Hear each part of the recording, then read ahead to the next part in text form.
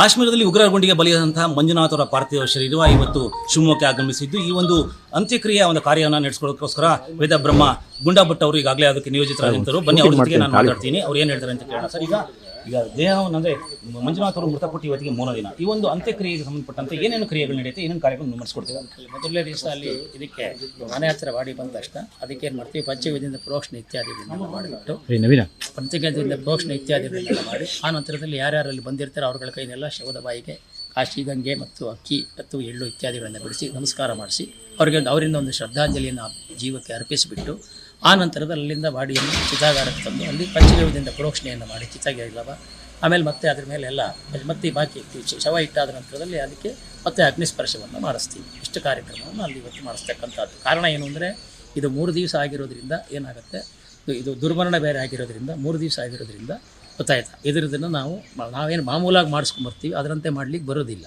ಆ ರೀತಿಯಲ್ಲಿ ಮಾಡಿಬಿಟ್ಟು ಆ ನಂತರದಲ್ಲಿ 7ನೇ ದಿವಸ ಅಥವಾ 5ನೇ ದಿವಸ ಅಥವಾ 9ನೇ ದಿವಸ ಏನು ಮಾಡ್ತೀವಿ, ಆ ಶಿವದ ಅಸ್ಥಿ ಮತ್ತು ಚಿತಾಭಸ್ಮವನ್ನೆಲ್ಲ ಇಟ್ಕೊಂಡು ಸಂಪೂರ್ಣ ಏನು ವಿಧಿವಿಧಾನಗಳನ್ನೆಲ್ಲ ಮಾಡಿಸ್ಬೇಕು ಅಷ್ಟು ಕಾರ್ಯಕ್ರಮವನ್ನು ಮಾಡಿಸ್ತೀವಿ. ಈ ಒಂದು ಕ್ರಿಯೆಗೆ ಸುಮಾರು ಎಷ್ಟೊತ್ತು ತಗೊಳುತ್ತೆ, ಎಷ್ಟೊತ್ತಿಗೆ ಆಗುತ್ತೆ? ಸ್ವಲ್ಪ ಸಾಮಾನ್ಯ ಪದ್ಧತಿ ಯಾವ ಥರ ನಡೆಯುತ್ತೆ, ಯಾವ ವೇದದಲ್ಲಿ ನಡೆಯುತ್ತೆ? ಈಗ ಅವರು ಋಗ್ವೇದಂತೆ ನಡೆಸ್ತೀವಿ ಅವರು, ಗೊತ್ತಾಯ್ತಾ. ಆಮೇಲೆ ಇಲ್ಲಿ ಮನೆ ಹತ್ರ ಎಲ್ಲ ಏನು ಸುಮಾರು ಒಂದು ನಮ್ಮ ಕೆಲಸ ಒಂದು ಅರ್ಧ ಮುಕ್ಕಾಲು ಗಂಟೆ ಅಷ್ಟೇ. ಆಮೇಲೆ ಅಲ್ಲಿಂದ ಮತ್ತು ಸ್ಮಶಾನದಲ್ಲಿ ಒಂದು ಅರ್ಧ ಮುಕ್ಕಾಲು ಗಂಟೆ ಅಷ್ಟೇ.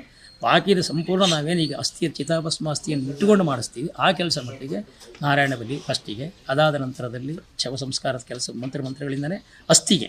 ಯಾಕಂದರೆ ಒಂದು ಸರಿ ಅಸ್ಥಿಯನ್ನು ದಹಿಸಿದ ಮೇಲೆ ಅದರ ದೋಷಗಳು ಏನೇ ದೋಷಗಳಿದ್ದರೂ ಅದು ಹೋಯಿತು ಅಂತ ಭಾವನೆ ಸುಟ್ಟ ಮೇಲೆ ಆ ರೀತಿಯಲ್ಲಿ ಅದನ್ನು ಮಾಡಿಸ್ಬಿಟ್ಟು ಆಮೇಲೆ ಶವದ ಅಸ್ಥಿಯನ್ನು ಇಟ್ಕೊಂಡು ಅದಕ್ಕೆ ಏನೇನು ಪ್ರೊಸೀಜರ್ಗಳಿದೆ ಅದನ್ನೆಲ್ಲ ಮಾಡಿಸ್ಬಿಟ್ಟು ಆಮೇಲೆ ಅಸ್ಥಿಯನ್ನೆಲ್ಲ ತೊಗೊಂಡೋಗಿ ಕೂಡ್ಲಿಯಲ್ಲಿ ನಮಗೆ ಕೂಡ್ಲಿಯಲ್ಲಿ ಸಂಗಮ ಹತ್ತಿರ ಆದ್ದರಿಂದ ಇಲ್ಲಿ ಅದನ್ನು ಚಿತಾಭಸ್ಮ ಅಸ್ಥಿಯನ್ನೆಲ್ಲ 5ನೇ ದಿವಸ ಆಗಲಿ 7ನೇ ದಿವಸ ಆಗಲಿ ವಿಸರ್ಜನೆ ಅಥವಾ 9ನೇ ದಿವಸ ಆಗಲಿ ವಿಸರ್ಜನೆ ಮಾಡಿಸ್ತೀವಿ.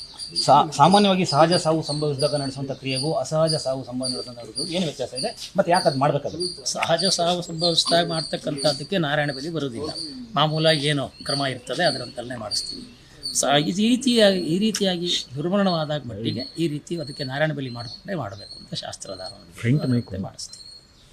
ಓಕೆ, ಇದು ನಂತರ ಅಂದರೆ ಇವತ್ತು ದೇಹದ ದಹನ ನಂತರ ನಡೆದ ನಂತರ ಆಗುವಂಥ ಏನು ಕ್ರಿಯೆಗಳಿದೆ ಅದು ಯಾವ ಥರ ನಡೆಯುತ್ತೆ, ಅದಕ್ಕೆ ಹಾಗೆ ಹೋಯ್ತು? ಅದನ್ನು ಹೇಳಿದ್ನಲ್ಲ ಅಸ್ಥಿಯನ್ನು ಇಟ್ಕೊಂಡೆಲ್ಲ ಮುಗಿಸ್ಬಿಡ್ತೀವಿ. ಅಲ್ಲಿಗೆ ಒಂದು ಕೆಲಸ ಮುಗಿಯುತ್ತೆ. ಮುಂದಕ್ಕೆ 9ನೇ ದಿವಸದಿಂದ ಕರ್ಮಾದಿಗಳನ್ನೆಲ್ಲ ಮಾಡಿಸ್ತೀವಿ. ಅಂದರೆ ನ್ಯಾಯವಾಗಿ ಶಾಸ್ತ್ರದಲ್ಲಿ ಮಾಮೂಲಾಗಿ ಮಾಡೋದಾದ್ರೆ ಮೃತ ದಿವಸದಿಂದಲೇ ಮಾಡ್ಕೊಂಡು ಬರಬೇಕು ಅಂತ ಇರೋದು. ಅದು ಇವತ್ತಿನ ಕಾಲದಲ್ಲಿ ಆಗೋದಿಲ್ಲ.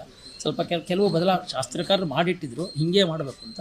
ಇವತ್ತಿನ ಕಾಲಕ್ಕೆ ಕೆಲವು ಟೈಮಲ್ಲಿ ನಾವು ಬದಲಾವಣೆಗಳನ್ನು ಮಾಡ್ಕೋಬೇಕಾಗ್ತದೆ. ಅದರಂತೆಲ್ಲ ಎಲ್ಲ ಸಾಧ್ಯವಾಗೋದು ಕಷ್ಟ. ಆ ರೀತಿಯಲ್ಲೇ ಮಾಡ್ತೀವಿ ಅಂದರೆ ಸಾಧ್ಯವಾದಲ್ಲಿ ಮಾಡಿಸ್ತೀವಿ. ನಾವು 1ನೇ ದಿವಸದಿಂದಲೇ ಮಾಡ್ಕೊಂಬರ್ಬೇಕು ಅಂತ. ಆದರೆ ಅಂತಿಮವಾಗಿ 9ನೇ ದಿವಸದಿಂದ ಕ್ರಿಯೆಗಳನ್ನು ಹಿಡಿಬೇಕು ಅಂತ ಇರ್ತಕ್ಕಂಥ ಅದಕ್ಕೆ ಲಾಸ್ಟು ಡೇಟ್ 9ನೇ ದಿವಸ. ಆ 9ನೇ ದಿವಸದ 9 ದಿವಸದ ಕೆಲಸಗಳು, 10ನೇ ದಿವಸ ಧರ್ಮೋದಕ ಇತ್ಯಾದಿಗಳು, 11ನೇ ದಿವಸ ಏಕೋದಿಷ್ಟ ವೃಷೋತ್ಸರ್ಗ ಇತ್ಯಾದಿಗಳು, 12ನೇ ದಿವಸ ಸಪಿಂಡೀಕರಣ ಅಂತಕ್ಕಂಥ ಕಾರ್ಯಕ್ರಮವನ್ನೆಲ್ಲ ಮಾಡಿ ಆಮೇಲೆ ಅವರವರ ತಂದೆ ಅಜ್ಜ ಮುತ್ತಜ್ಜಂದ್ರ ಜೊತೆಯಲ್ಲಿ ಸೇರಿಸ್ತಕ್ಕಂಥ ಒಂದು ಕಾರ್ಯಕ್ರಮ ಇದೆ. ಅವರು ಸೇರಿಸ್ಕೊಂಥ ಕಾರ್ಯಕ್ರಮ ಮಾಡಿ 13ನೇ ದಿವಸದಲ್ಲಿ ಮಾಸಿಕಾದಿಗಳು. ಅದನ್ನು ನಮ್ಮ ಇಲ್ಲಿ ಪದ್ಧತಿ ಅಂತ. ಇನ್ನು ಕೆಲವರು 21ನೇ ದಿವಸದಿಂದ 27 ದಿವಸದವರೆಗೂ ಮಾಸಿಕಾದಿಗಳನ್ನು ಮಾಡ್ತಾರೆ. 14ನೇ ದಿವಸ ವೈಕುಂಠ ಸಮಾರಾಧನೆ ಇತ್ಯಾದಿಗಳನ್ನೆಲ್ಲ ಮಾಡಿ ನಡೆಸ್ತೀವಿ.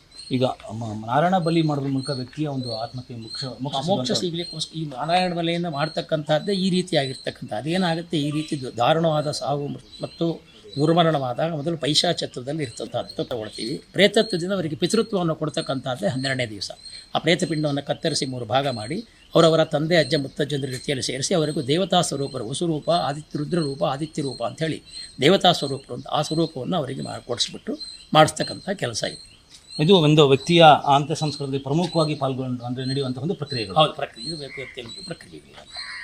ಇದು ಒಂದು ಸುಮಾರು ಎಷ್ಟು, ಒಂದು 2 ಗಂಟೆ 2.5 ಗಂಟೆ ತಗೊಳ್ಳೋದು? ಅಲ್ಲ, ಒಂದೊಂದು ದಿವಸ ಒಂದೊಂದು ಟೈಮ್ ತಗೊಳುತ್ತೆ. 9ನೇ ದಿವಸದ ಕೆಲಸಕ್ಕೆ ಒಂದು ಸ್ವಲ್ಪ ತಗೊಳುತ್ತೆ. ಅದರಲ್ಲಿ ನಾನೇನೀಗ ಶವದ ಅಸ್ಥಿಯನ್ನು ಚಿತಾಭಸ್ಮವನ್ನು ಇಟ್ಕೊಂಡು ಏನು ಮಾಡಿಸ್ತೀನಿ ಅಂತ ಹೇಳಿದ್ದೀನಿ, ಅದು ಸುಮಾರು ಒಂದು 4-5 ಗಂಟೆ ಕಾಲ ತನಕ ಆ ಕೆಲಸಗಳು ಹಿಡಿಯುತ್ತೆ. ಯಾಕಂದರೆ ನಾವು ಮೊದಲನೇ ದಿವಸದ ಕೆಲಸ ಮಾಡಿಸ್ಕೊಂಡು ಬಂದಿರೋದಿಲ್ಲ, ಸುಮ್ಮನೆ ಹಾಗೆ ಒಂದು ಅಗ್ನಿಸ್ಪರ್ಶ ಮಾಡಿರ್ತೀವಿ. ಆದ್ದರಿಂದ ಗೊತ್ತಾಯ್ತಾ, ಅದನ್ನು ಮಾಡಿಸ್ಕೊಳ್ಬೇಕು. ಅದಾದ ನಂತರದಲ್ಲಿ ಮತ್ತೆ ನೆಕ್ಸ್ಟ್ ಹೇಳಿದ್ದೆ ನಾವು ಅಸ್ಥಿ ಸಂಚಯನದ ಕೆಲಸ ಮತ್ತು ಅದಾದ ನಂತರದಲ್ಲಿ ಇದು ದಹನಕ್ರಿಯೆ ಕೆಲಸ. ಮೊದಲು ನಾರಾಯಣ ಬಲಿ ಆದ ನಂತರದಲ್ಲಿ ಅಸ್ಥಿ ಸಂಚಯನದ ಕೆಲಸ ಅದು ಶವ ಸಂಸ್ಕಾರದ ಕೆಲಸ, ಅದಾದ ನಂತರದಲ್ಲಿ ಅಸ್ಥಿ ಸಂಚಯನದ ಕೆಲಸ. ಈ ರೀತಿಯಲ್ಲಿ ಇದಿಷ್ಟನ್ನು ಕೂಡ ನಾವೇನು ಮಾಡ್ತಾಯಿದ್ದೀವಿ, ಇವರುಗಳನ್ನೆಲ್ಲ ಕೂರಿಸ್ಕೊಂಡು ಅವರ ಕುಟುಂಬದನ್ನೆಲ್ಲ ಕೂರಿಸ್ಕೊಂಡು ಈ ಥರ ಮಾಡಬೇಕಾಗತ್ತೆ, ಹೀಗೆ ಮಾಡಬೇಕಾಗತ್ತೆ ಧಾರ್ಮಿಕ ವಿಧಿವಿಧಾನಗಳನ್ನು ಅಂತ ಹೇಳಿರೋದ್ರಿಂದ ಅವ್ರು ಆಯಿತು ಅಂತೇಳಿ ಒಪ್ಕೊಂಡಿದ್ದಾರೆ.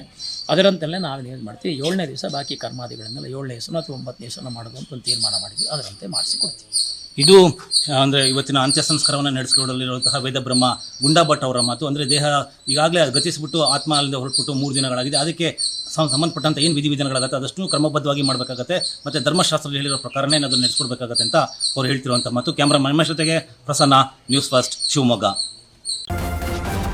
ನ್ಯೂಸ್ ಫಸ್ಟ್ ನಿರ್ಭೀತಿಯಿಂದ ನಿಮ್ಮ ಪರವಾಗಿ.